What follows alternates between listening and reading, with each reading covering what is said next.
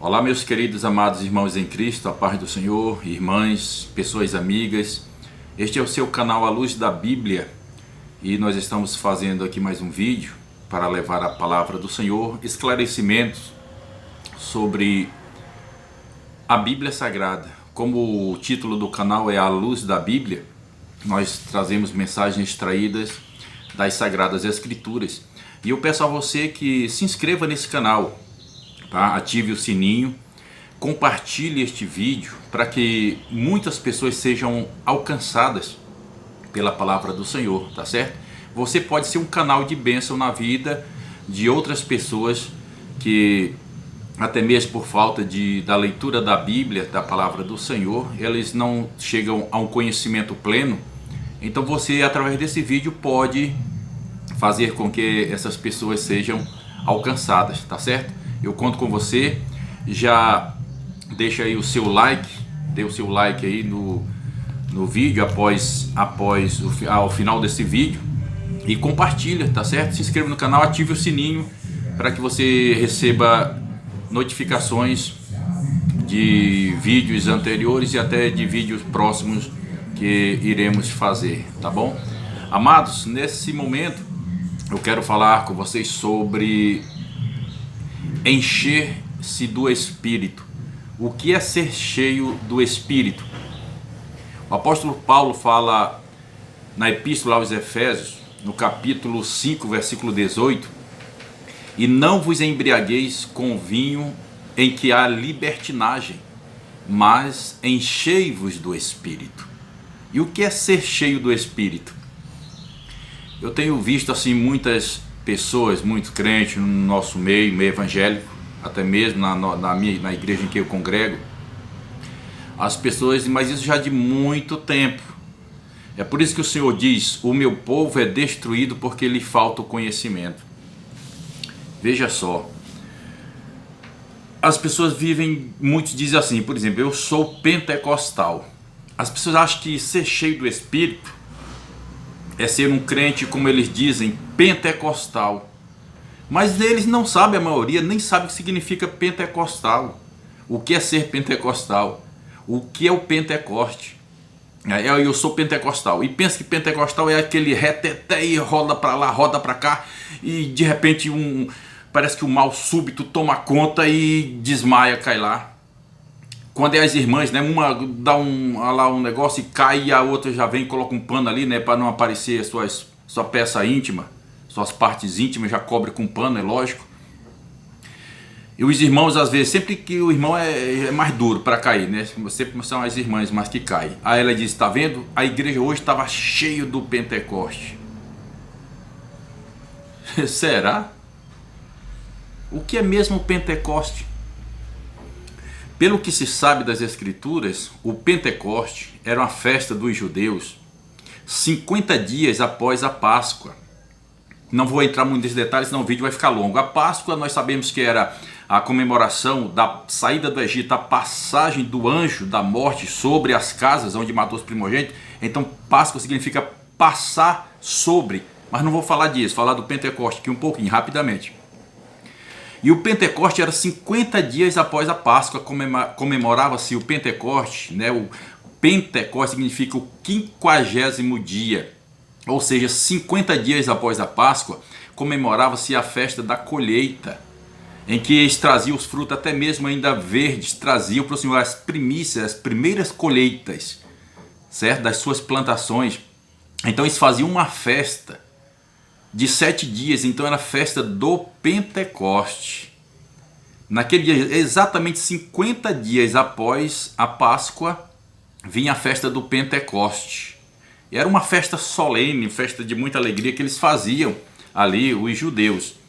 E o Senhor Jesus, quando ele subiu aos céus, está lá no livro de Atos 1:8, e ele fala aos seus discípulos: olha, vocês vão para Jerusalém, fiquem lá, até que do alto sejais revestidos de poder. E ele escolheu, e ele subiu para os céus, e os discípulos foram para lá, ficaram ali reunidos, ele mais outras pessoas, era cerca de aproximadamente 120 pessoas, mais ou menos. Os 11 discípulos, né, porque Judas Iscariote tinha morrido, era só os 11 discípulos e mais aquelas mulheres, e umas 120 pessoas, como eu já disse. E então estavam ali reunidos, e mais ou menos 10 dias após a subida de Jesus aos céus, justamente no dia do Pentecoste, no dia que estava completando 50 dias, que Jesus tinha participado da última Páscoa. Lembra que ele instituiu a Santa Ceia? Ali comeu pão e vinho, ali ele já substituiu a Páscoa, que era o carneiro assado. Eles já comeram foi pão e vinho, instituindo a Santa Ceia. Daquele dia até a sua morte, a sua ressurreição e a subida aos céus foram 50 dias. Exatamente no dia do Pentecoste, a festa dos judeus, o Senhor Jesus escolheu aquele dia para a descida do Espírito Santo. E os discípulos começaram a se alegrar, cheios do Espírito Santo de Deus, começaram a falar em línguas, idiomas, não é a língua dos anjos. A Bíblia vai falar de língua dos anjos, outro vídeo eu falo sobre língua dos anjos e língua dos homens. Eles começaram a falar língua dos homens, idiomas. É tanto que as pessoas diziam, mas eles estão falando na nossa língua nativa. Eles estavam tão cheios do Espírito alegre e do Espírito Santo, e as pessoas diziam, eles estão embriagados. Uma hora dessa do dia já estão cheios de mosto. E voltando ao que eu disse, que os crentes que se acham pentecostais, às vezes se reúnem num determinado lugar, ou seja, eles trazem, quem não é batizado com o Espírito Santo, venha cá. Aí chama para frente, limita um espaço no pé do altar, que a Bíblia não diz isso. A Bíblia diz que quando o Espírito Santo desceu, encheu toda a casa. Assim, um vento, um som como se de um vento veemente encheu toda a casa. Não limitou um espaço, não foi só nesse localzinho aqui. Então eles vêm para frente e começam às vezes e toca ali uma música agitada, toca uma música bem agitada, né? Bem agitada, vai cair, vai cair, vai cair, e o fogo, e agora vai descer, vai descer, e vai descer, e começa a agitar, abala o psicológico, aquelas pessoas às vezes caem, elas perdem o sentido, e quando se levanta, e aí, irmão, como é que foi, irmã? Não, eu só sei que é muita glória, só sei que é muito poder, é o Pentecoste. O que é isso? Que brincadeira é essa? Se não está na palavra, não está na Bíblia, me mostra então onde está. Eles perdem o sentido e quando se levantam não sabem. Ajeita aqui o cabelo, tudo, ajeita a roupa, glória a Deus, aleluia.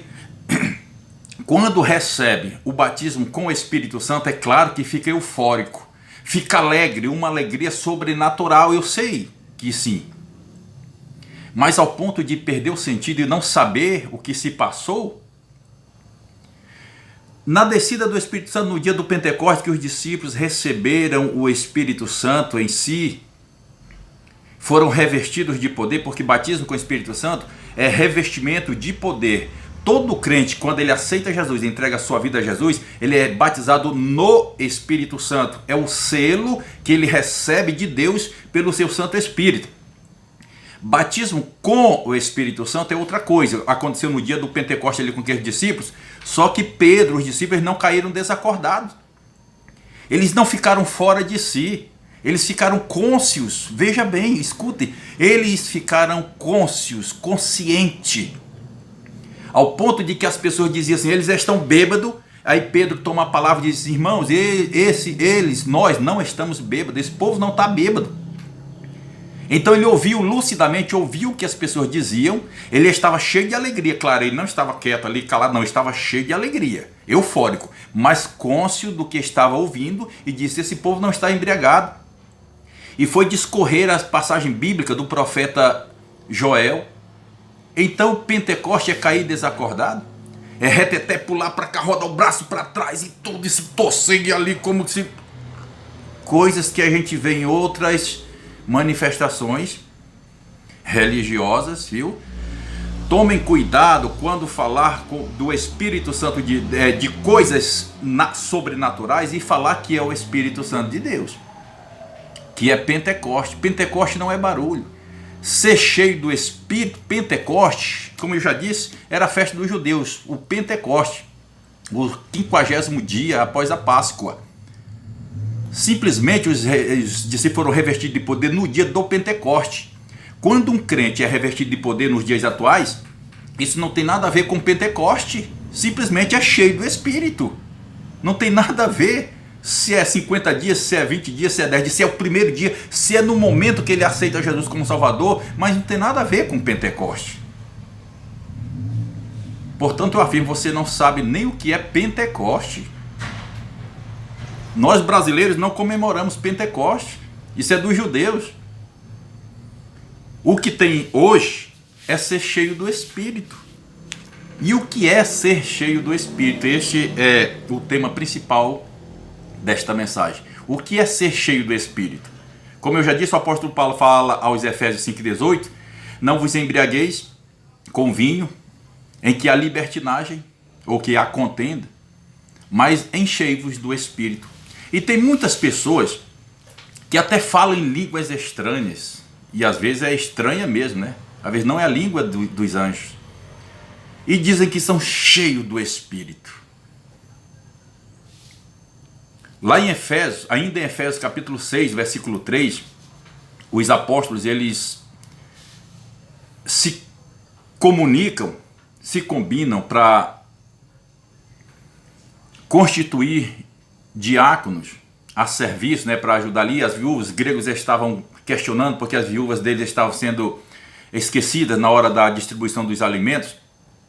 E os apóstolos, creio eu que Pedro falou: olha, não é bom que a gente sirva aqui no altar e fica servindo, ministrando no altar e servindo as mesas. Então vamos instituir pessoas sábias, de boa reputação, vai anotando aí, pessoas de boa reputação, cheias de sabedoria, cheios do Espírito, para que sirvam. Tá entendendo? Anotou aí? Boa reputação, cheio de sabedoria e cheio do Espírito, para que sirvam as mesas.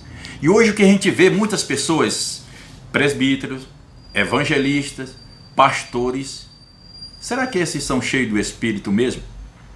O que é ser cheio do Espírito? Aí mais tarde, lá na frente, o apóstolo Paulo vai falar na carta ao Timóteo, inclusive vou até ler aqui para você, o que é um obreiro cheio do Espírito. Porque que eu vou dizer mais uma vez, ser cheio do Espírito não é pular, não é torcer o braço, não é estar ali cair desacordado e tudo, e gritar, e fazer barulho e tal. O irmão está cheio do Pentecoste, o irmão está cheio do Espírito. Será que está cheio do Espírito? Lá no altar ele pula, grita, e se o som ambiente for bom, aquele barulho estremecedor e tal, e quando chega em casa vai bater na esposa. Isso é que é ser cheio do Espírito?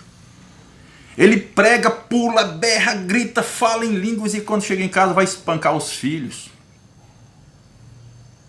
Quando ele vai chegando em casa, que o vizinho está na porta, ele vira a cara para ali porque ele é de mal com o vizinho, ele não fala com o vizinho. É isso é que é ser cheio do Espírito? Você não está enganado não, obreiro? Você pode até não aceitar a minha fala, mas é a verdade, à luz da Bíblia. O que é ser cheio do Espírito? Deixa eu ler para você aqui, primeira carta do apóstolo Paulo a Timóteo, capítulo 3, anota aí, capítulo 3, do versículo 1 diz assim: fiel é esta palavra, se alguém deseja ser bispo, excelente obra deseja. É necessário, pois, que o bispo seja irrepreensível, anota aí no teu caderninho, então memoriza, obreiro. É necessário, pois, que o bispo seja irrepreensível, marido de uma só mulher, não pode ter duas, não pode ter a esposa e amante, não pode estar com uma e com a outra, não pode estar com uma e dando um psiu para outra, não pode estar com a sua esposa e pegando na mão lá da irmã, vai dar paz do Senhor. Tem cara de pau, sem vergonha, que vai pegar na mão da irmã e fica apertando. Você está entendendo? Eu estou falando isso porque eu tenho certeza do que eu estou falando. Se perguntar a razão da minha fala, eu tenho certeza do que eu estou falando. E aqui está dizendo que tem que ser irrepreensível, marido de uma só mulher, vigilante, sóbrio, honesto, H-O-N-E-S-T-O, honesto, hospitaleiro, apto para ensinar. Tem que saber o que está falando. Tem que ter certeza das escrituras para poder ensinar. Apto significa preparado, certo do que está dizendo.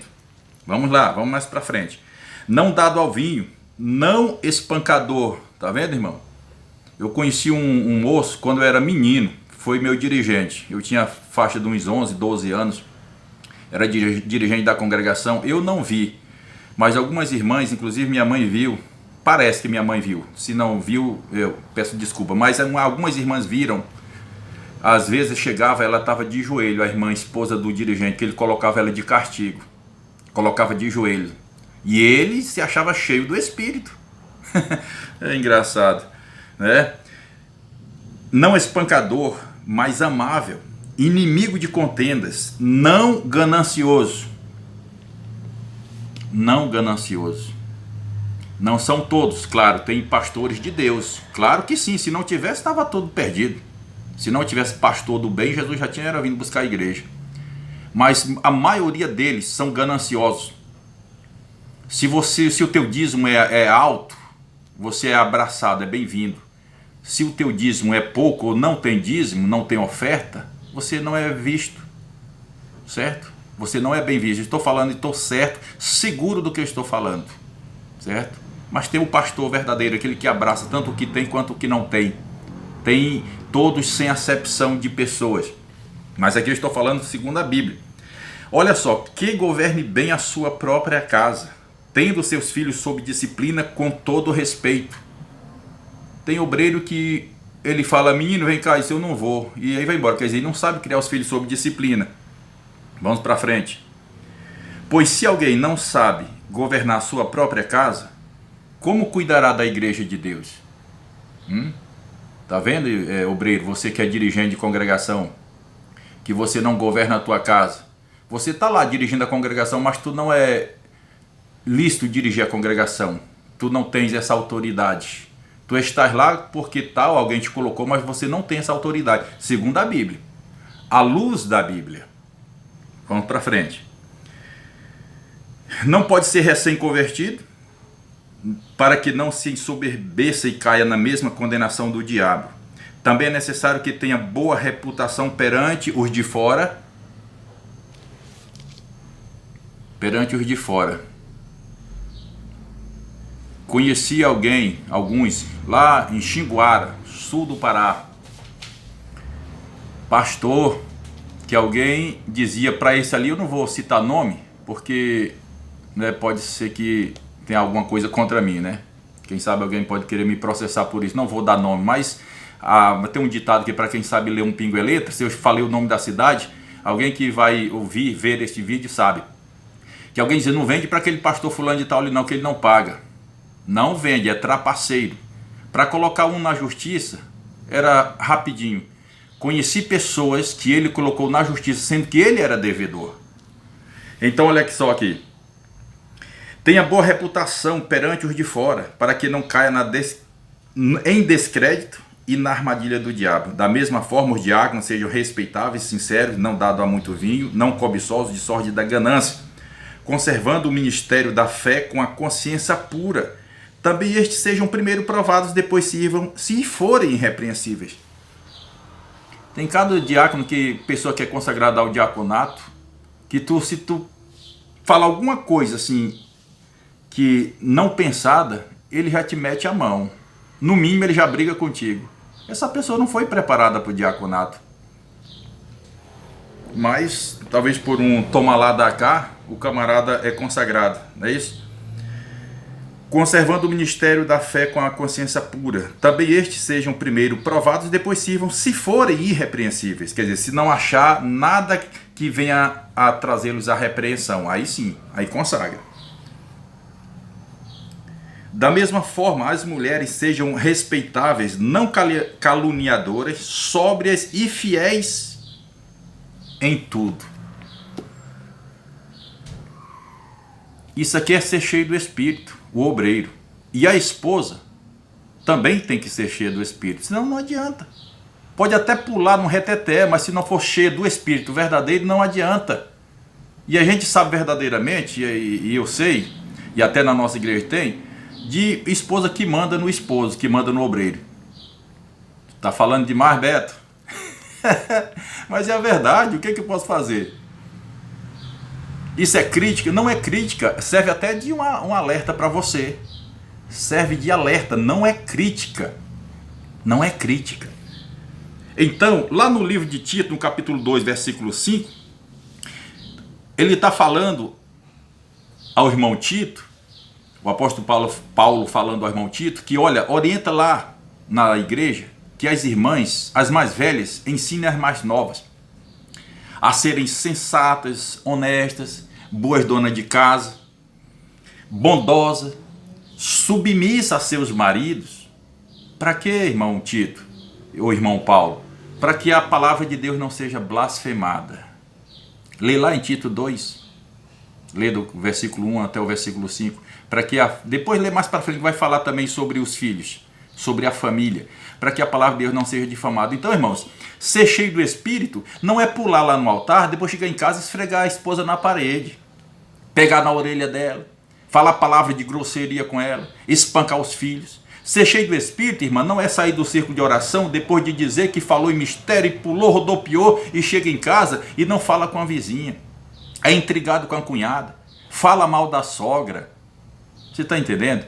Fala mal do genro, fala mal da nora, fala mal dos irmãos na igreja, fala mal daquele que está professando a boa fé e você não tem uma boa fé e você fala mal. Então isso não é ser cheio do Espírito.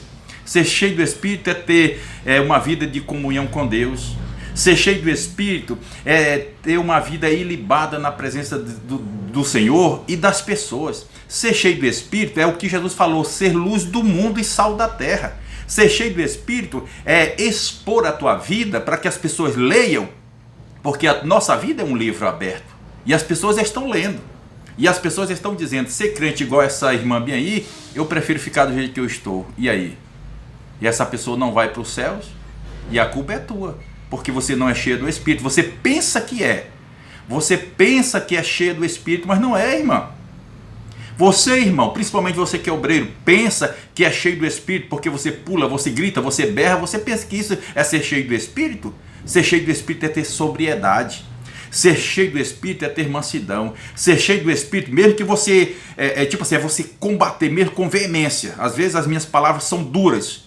E às vezes a pessoa olha para mim e diz, esse irmão é bravo. Não, eu brinco muito, mas dentro da palavra eu sou sério. Dentro da palavra. E a minha vida está aí, é um livro aberto, podem ler. Podem ler. Não que eu seja bom, é porque eu procuro e digo, Senhor, tenha misericórdia de mim, me ensina a ser cheio do Espírito. Me ajuda, e eu procuro me encher do Espírito para que eu venha dar bom testemunho, principalmente dos que estão lá fora. O Espírito Santo de Deus guia meus passos e ele me orienta como eu devo ser, para que eu dê bom testemunho, para que eu seja luz do mundo e sal da terra. Esse bom testemunho, meu irmão, minha irmã, é o que é ser cheio do Espírito. E não me venha com conversa de dizer que pular Pentecoste não sei o que, para pular para lá e para cá e falar em língua estranha e gritar, berrar, isso quer ser cheio do Espírito. Negativo. Negativo. Ser cheio do Espírito, vou dizer mais uma vez, é ser sóbrio, ser vigilante, cauteloso, aguardando a volta de Jesus e ganhando almas para o Senhor, dando bons exemplos para que o teu bom testemunho venha servir de salvação para os outros, para que os lá de fora olhem você de cima a baixo e diga verdadeiramente, esse é cheio do Espírito, essa é cheia do Espírito. Leia mais a palavra, ore ao Senhor, cuidado, você está enganado. Saiba o que é ser cheio do Espírito de Deus, para que você seja bem-sucedido, bem-sucedida. E outra coisa, naquele dia, o teu nome seja achado lá no livro da vida, para que você seja chamado. Tá certo? Que Deus te abençoe, em nome de Jesus. Amém.